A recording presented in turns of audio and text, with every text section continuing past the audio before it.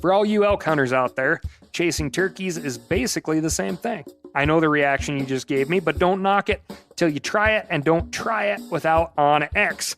The Hunt app will not only help you find new areas on public ground, but I use it to find out landowner info to get permission on private ground that I see birds on as well. OnX Hunt has a special offer for you. Use code CAL to receive 20% off your membership at onxmaps.com/hunt and find more birds this spring.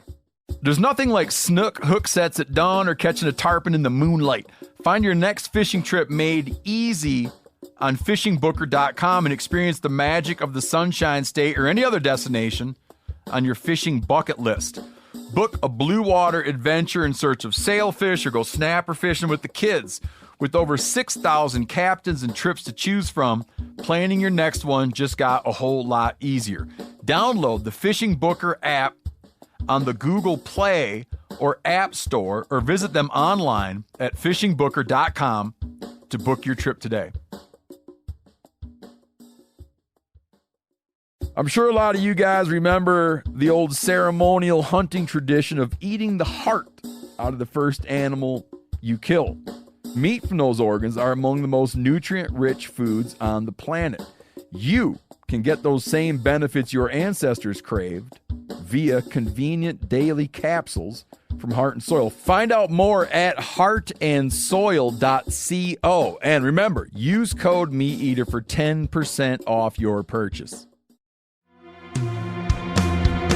From MeatEater's World News Headquarters in Bozeman, Montana, this is Cal's Weekend Review presented by Steel. Steel products are available only at authorized dealers. For more, go to steeldealers.com. Now, here's your host, Ryan Cal Callahan. You've got mail. One of the easiest ways to open up 1/7 of Maryland's public lands would be to get their archaic blue laws that prevent Sunday hunting repealed. Closing Sundays to hunting should be a violation of Americans' constitutional rights. I work my ass off 5 days a week for and crap benefits. I'm a talented welder and fabricator. It's just the nature of the beast. I'm lucky to get off for 2 days during the weekend. The fact that Americans are robbed of one of the 2 days that present an overwhelming majority of the U.S. population with the best, most viable options for long-term hunting success and enjoyment is effing BS. I got into hunting late, about 6 years ago. Fell in love with it and dove all in. 6 years later, I have all but succumbed to the fact that it's just not set up to be a viable pastime for working Americans. I can go on for hours, but the fact is, allowing Sunday hunting would absolutely be a positive for the entirety of the hunting community. It's insane that it's not allowed federally, or at least on private land, but it should be on public land too. Sorry, I know it's not really a land access initiative thing, but I think it's valid. This week, we're talking a lot about access and land access initiative, what's going on legislatively, and so much more. But first, I'm going to tell you about what's going on in my week. And I'll tell you, old Chester and I, who goes by the handle Musky Chet on the Instagram, went out after some early season walleye. It's been cold and snowy here in Montana, and the water temps were about 34 degrees. I have generally poor luck when it comes to early season walleye, and I may just enjoy making fun of you serious walleye anglers more than catching walleye, but I still want to catch them when I go out. Anyway, it was super cold, no other boats on the lake, which is not typically indicative of good walleye action. Seems to me that walleye anglers, despite their $80,000 worth of boat and gear, if not more, tend to stick together on the water as if they could sink at any moment and need to be within spitting distance of another equally fancy boat in order to be saved. Anyway, we were out all by our lonesomes, and we managed to put 2 whole walleye in the boat. Each one could have been eaten by a healthy Lake Cascade perch. Then, old Chet gets a hit and gently reels in a walleye I will not soon forget. The fish hugged the murky depths of the 12 feet we picked it up in. I wouldn't really say it was running, but I will say it didn't immediately come to the surface. The fish held out just long enough for us to guess we'd snagged a carp or a big spawned-up rainbow trout. Then she surfaced, about 15 feet off the back of the boat, shining gold with a bright white fin tip. And we said collectively, "Holy crap." Chet stepped back with rod bowed. I moved forward with his busted net, which was far too small. We got her nose into the net just as the hook slipped her beak, and the biggest walleye we may ever see was suspended in the vacuum of the boat wake, laying in the net. I knelt, slid a finger behind her gill plate, and without any heroic actions on her part, hoisted her to the shaky-kneed, walleye-obsessed musky Chet, a.k.a. Chester Floyd. You could see that Midwest adrenaline course through his veins. Chet put her in the live well, which was amazing because she made the other two walleye in there look like bait in the box, or just like totally different species of fish. I grabbed my trusty Stanley measuring tape out of my bag, and that fish went 33.5 inches long with 21 inches of girth. A true fish of a lifetime. If we'd only had a scale in the boat, it would also be the new catch and release state record. I'm confident of that. That is, if we'd had a scale. The continuing adventures of Chester the Investor. Come to Papa Moon. That's it. Come on. How's that for a fish story? Huh? Ended up taking 3 walleye home to the freezer to boot. In other news, you have got to get on the Meat Eater Auction House of Oddities. It is coming to a close very soon after you hear this podcast. Bid on some outstanding gear. My buddy, Old Timey Hockey, has a pile of official Bauer hockey gear, and he'll record for you a custom message for yourself or a friend. Isn't that something? I have a Final Rise bird vest and custom dog human first aid kit, and a set of my steel pruning shears on there. There are bows, rifles, and even a pheasant foot head scratcher that old Snorticus and our own Corinne Schneider, producer of the Meat Eater podcast, collaborated on. And remember, all cash goes to the Meat Eater Land Access Initiative. Moving on. And I decided to start you off with a bit of good news. The Minum acquisition here in Northeast Oregon.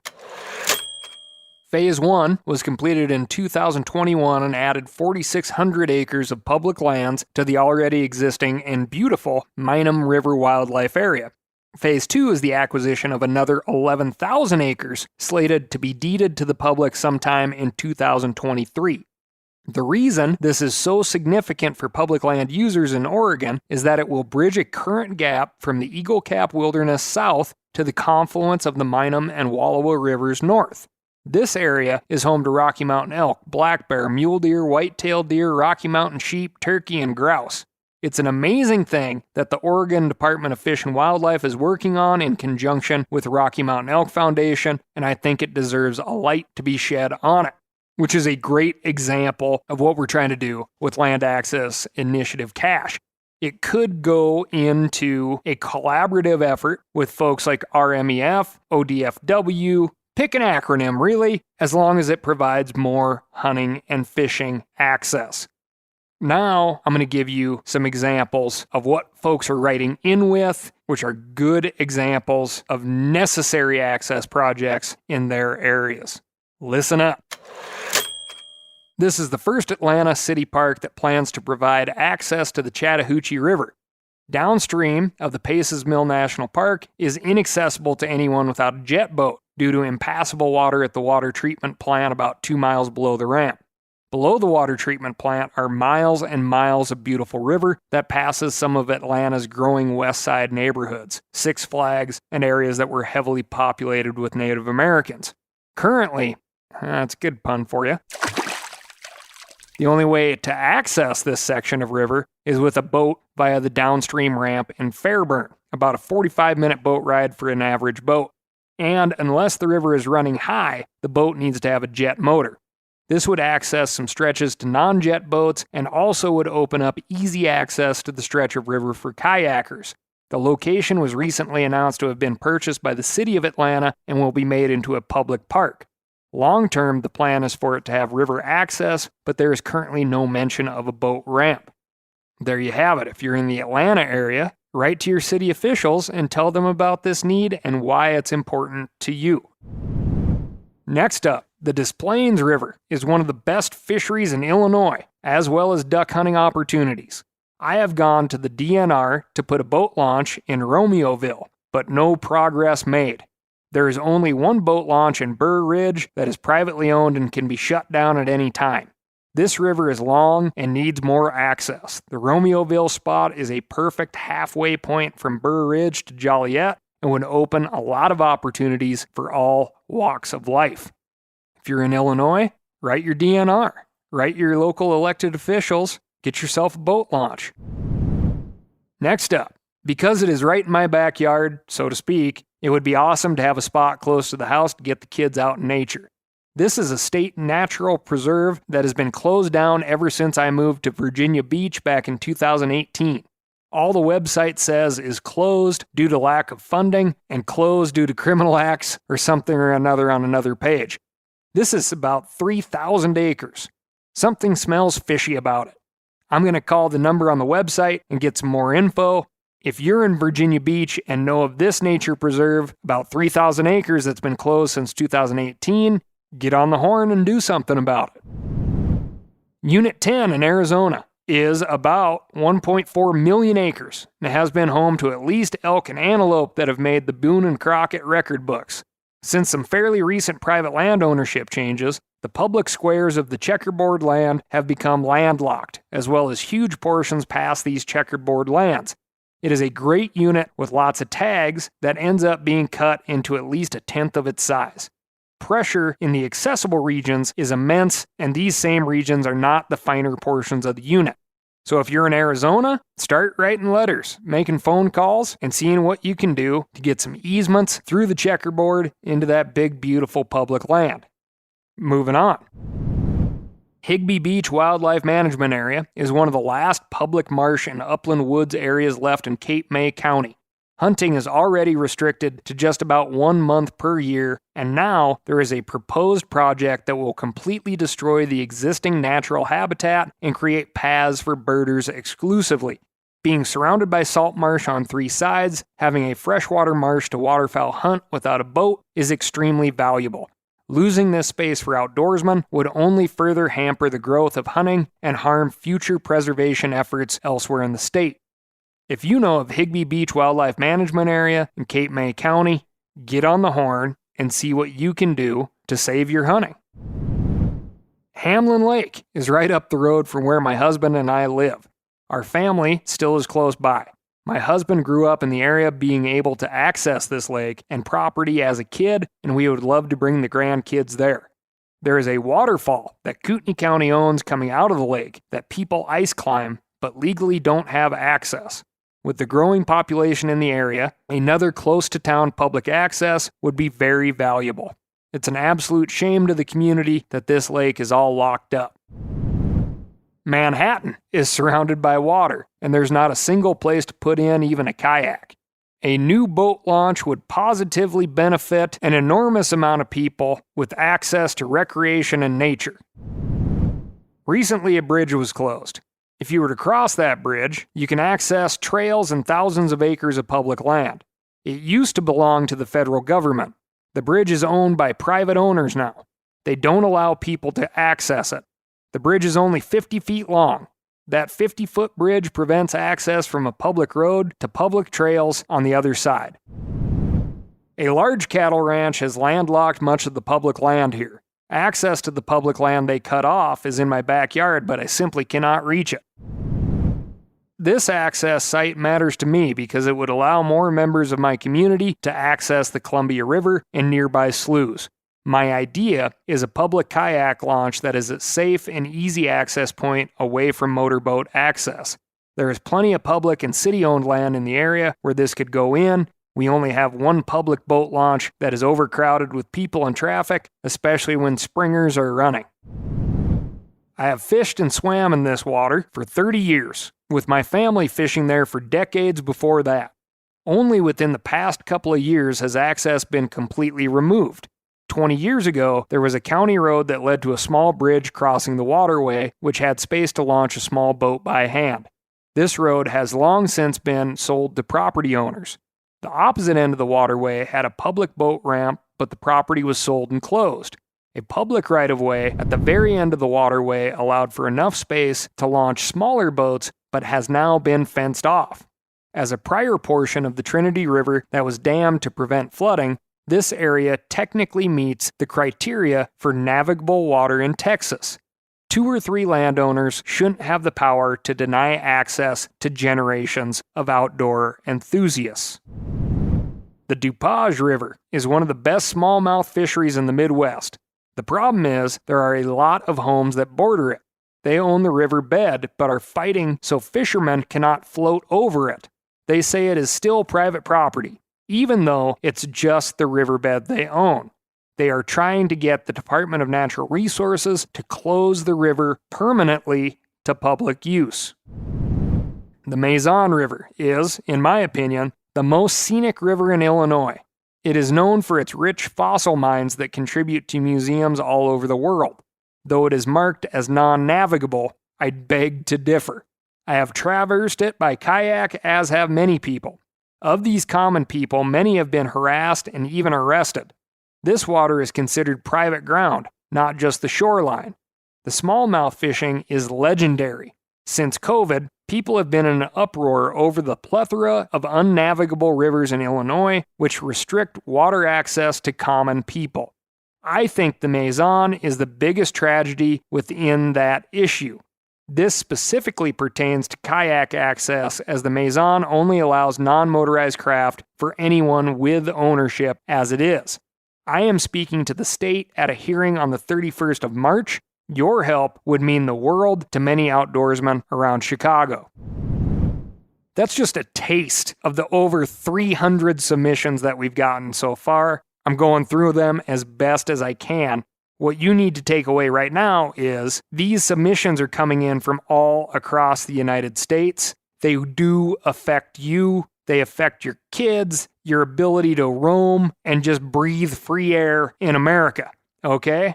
That's what I believe. We're going to do some great stuff with Meat Eaters Land Access Initiative by finding ways to provide more access to hunting and fishing. We need your help both in providing more submissions and by providing funds, especially once we put the bullseye on our next project.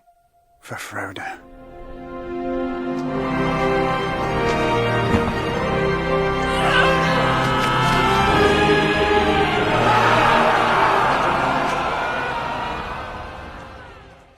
For all you elk hunters out there, chasing turkeys is basically the same thing. I know the reaction you just gave me, but don't knock it till you try it, and don't try it without OnX.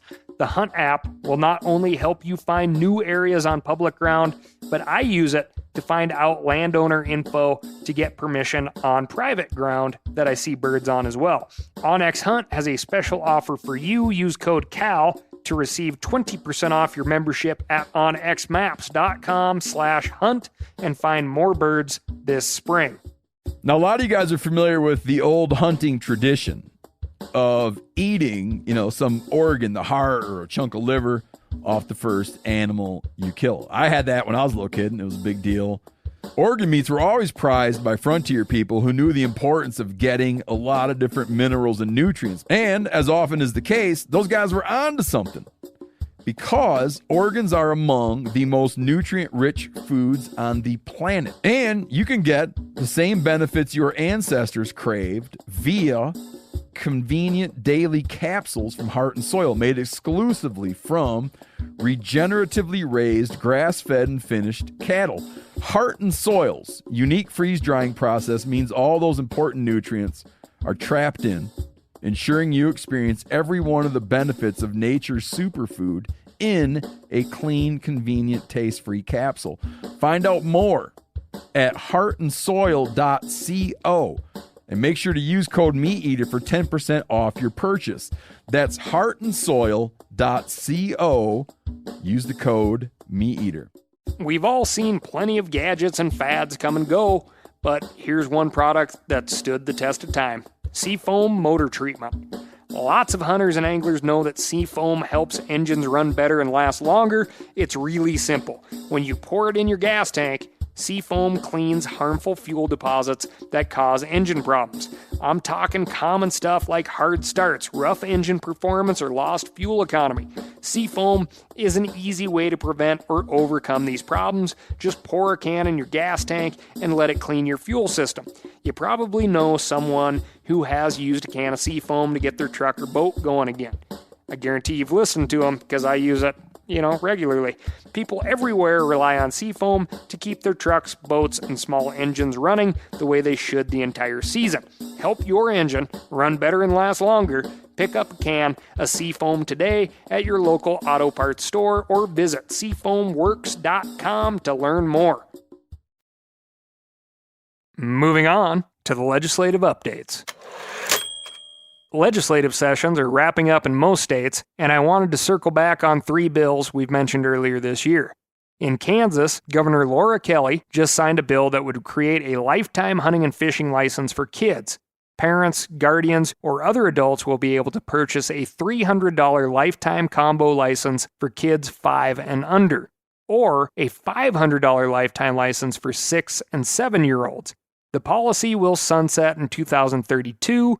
As we discussed back in episode 150, the Kansas Department of Wildlife and Parks opposed the measure, apparently because a $300 lifetime license would result in less funding than annual combo licenses. The bill passed unanimously in the Senate and by a 73-vote margin in the House. From a funding perspective, I guess you have to hope that the little tykes never get serious about their hunting and angling. They get a couple seasons in and decide it's not for them, which is hard to root for. So instead, just hope that their folks are able to explain what a great deal they set them up with and how they should look for opportunities to pay forward on their good fortunes. I know I'm a sucker for the voluntary fees and donations that are mixed in with license purchases and tag applications these days. Next up, Mississippi bow hunters will have an opportunity this September to go after velvet bucks. Governor Tate Reeves signed a bill on April 14 that instructs the Mississippi Commission on Wildlife, Fisheries, and Parks to establish a 3 to 5 day velvet bow hunting season at some point between September 10 and September 20. Only bucks that meet antler criteria for the respective deer management unit can be harvested, but the season will be open on both private and state land. The bill passed unanimously in the Senate and only received 2 nay votes in the House. Over in Washington, D.C., the U.S. Congress recently approved the most important public land bill since the Great American Outdoors Act, the MAP Land Act, just passed the U.S. Senate by unanimous consent and is headed to President Joe Biden's desk. You can read more in Katie Hill's article on themeateater.com, but the MAP Land Act would require federal land management agencies to digitize their public land data. This would make information on trails, easements, and property lines accessible on digital maps like OnX, which could significantly increase our ability to legally access public land. For example, digitized easements could tell hunters, anglers, and other public land users about previously unknown legal routes to sections of public land. To my knowledge, President Biden hasn't said whether he supports the bill, but given the massive bipartisan support the MAP Land Act has received, I'd say the odds are in favor. Great opportunity to call your elected officials and thank them for supporting great legislation. I'm the map, I'm the map, I'm the map, I'm the map, I'm the map! Moving on and back to the fishing desk, in a way. The aquarium trade has a demand for new and unusual, and instead of finding it in the wild, scientists genetically modified fish to glow neon. Of course, these fish happen to escape into the Atlantic forest region of Brazil. According to a recent paper in the journal Studies on Neotropical Fauna and Environment, zebrafish with genes spliced into their DNA from naturally glowing species such as jellyfish have escaped pet breeding facilities in Brazil and are now reproducing in the wild. I know what you're thinking. Shouldn't Jurassic Park be required reading for people in these facilities? Nature finds a way, team. The transgenic glowing zebrafish have become extremely popular with aquarium owners, and one strain even goes by the trademark name glowfish. That's glow without the W. Transgenic means any species with a genome modified with DNA from another species. That can happen artificially, as with the zebrafish, or naturally, as with the deloid rotifers we covered back in episode 114, who take DNA from the algae they eat and incorporate it into their own genome, which is extremely cool. Brazilian biologists are very concerned that the glowing zebrafish seem to be reproducing quickly and competing with native fish for insects. However, I'm not totally concerned, as we fishermen spend a lot of extra money on baits that glow. So I'd kind of expect these fish to get gobbled up super fast. But I guess we'll find out if we fell for the hype of a glow-in-the-dark marketing scheme if these living versions of the banjo minnow survive very long. Which makes me think, and stay with me here, what if we spliced a bit of jellyfish DNA into a few pythons and released them into the Florida night? Maybe once you could see these pythons glowing in the dark, hunters would stand some chance of finding them and controlling their numbers. And considering how many pythons are likely out there, you could probably be able to see the Everglades glowing from space. Isn't that something? Moving on to the reverse extinction desk. In October of last year, the U.S. Fish and Wildlife Service declared that 23 species of birds, mussels, bats, and fish had gone extinct. One of those species, the ivory-billed woodpecker, had been on the endangered species list since 1967, but hadn't been officially seen since 1944. The key word here is officially. Lots of people claim to have seen one since 1944, but lots of people also claim to have seen black mountain lions in Arkansas, Elvis in Walmart, Sasquatch, even myself in bars that I've never even frequented. You can't trust them, is what I'm saying. The ivory-billed woodpecker suffered from deforestation and overhunting in the 1800s, and only very small numbers survived into the 20th century. Lacking enough hard evidence that any individuals existed in 2021, the U.S. Fish and Wildlife Service determined that the ivory-billed woodpecker had indeed gone extinct. But that may not be the end of the story. In a new research paper that has yet to be peer-reviewed, a team of biologists claim to have documented photographic evidence that ivory-billed woodpeckers still live. Like feathery CIA agents with a taste for gumbo in an undisclosed location in Louisiana. A 9-year search from 2012 to 2021 yielded photographs and videos that the team collected using trail cameras and a drone. Researchers also claim to have seen and heard the bird on numerous occasions, though they do not submit those sightings as official evidence in their paper. You can see the photos for yourself by following the link in the episode description. But to my eyes, they're not as conclusive as I would have hoped. Despite how far photographic technology has come in the last few years, the photos are grainy and appear to be shot from a long distance. If you've ever struggled to see the points on a buck's rack in poor quality trail cam footage, you can imagine the experience, right? To help me decipher these photos, I reached out to the paper's lead researcher, Dr. Stephen C. Latta. I asked him why his team believes they captured ivory-billed woodpeckers and not the similar-looking but much more common pileated woodpecker. Dr. Latta told me that there are a few important points about these photos. First, even though it's hard to tell, the photos do show the ivory-billed woodpecker's distinctive white saddle that forms when the bird's wings are closed against its back. You can also see the bird's long neck and foot placement, which, according to Dr. Latta, are distinctive of the ivory-billed woodpecker as opposed to the pileated. Latta also pointed out that the photos clearly show a group of 3 woodpeckers foraging together. Pileated woodpeckers rarely forage, even in pairs, and are fierce defenders of their territory. The fact that the team captured 3 large woodpeckers foraging on the same tree strongly suggests that the birds are ivory-billed. The ivory-billed woodpecker saga goes to show just how difficult, if not impossible, it can be to prove beyond a doubt that a species has gone extinct. The world is a big place, and despite the illusion that humans control it, there are just too many places for a little bird or a mouse or a lizard to hide. Latta and his team offer a few explanations as to why the ivory-billed woodpecker has been so tough to track down. The researchers point out that the species occupies some of the most difficult to reach mature bottomland forest habitat in the U.S. The birds live within a large home range up to 4 miles in diameter and eat insects from dead and dying trees that do not last for long periods of time. These factors help explain why the birds aren't often seen at the same place twice and why scientists have such a difficult time finding them on purpose. And if you believe in imprinted behavior being passed down, the ivory bills were hunted persistently. The intensity in which they were hunted actually increased when it was known that their numbers were dwindling and the birds were likely to go extinct. The scarcity of the bird drove demand. Only the best and most persistent hunters could get close to them. If they do in fact exist in this Louisiana swamp, these birds are the descendants of birds that became so wary of humans and so good at avoiding them that they were in fact believed to be extinct. So, the next time you're wandering through the bottomlands of Louisiana, keep your eyes and ears peeled. Here's what you're listening for.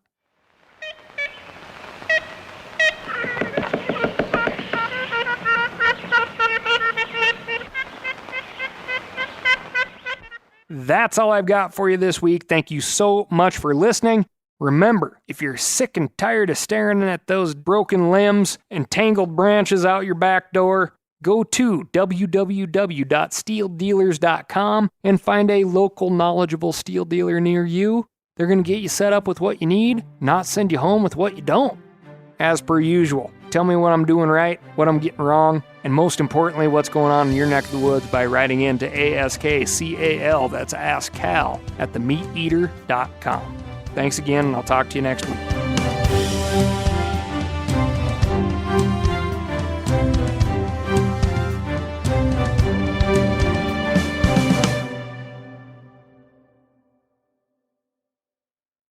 I'm sure a lot of you guys remember the old ceremonial hunting tradition of eating the heart out of the first animal you kill. Meat from those organs are among the most nutrient-rich foods on the planet. You can get those same benefits your ancestors craved via convenient daily capsules from Heart and Soil. Find out more at heartandsoil.co. And remember, use code MeatEater for 10% off your purchase. Outdoor adventure won't wait for engine problems. Things like hard starts, rough performance, and lost fuel economy are often caused by fuel gum and varnish buildup. Seafoam can help your engine run better and last longer. Simply pour a can in your gas tank. Hunters and anglers rely on Seafoam to keep their engines running the way it should the entire season. Pick up a can of Seafoam today at your local auto parts store or visit seafoamworks.com to learn more. That's seafoamworks.com to learn more.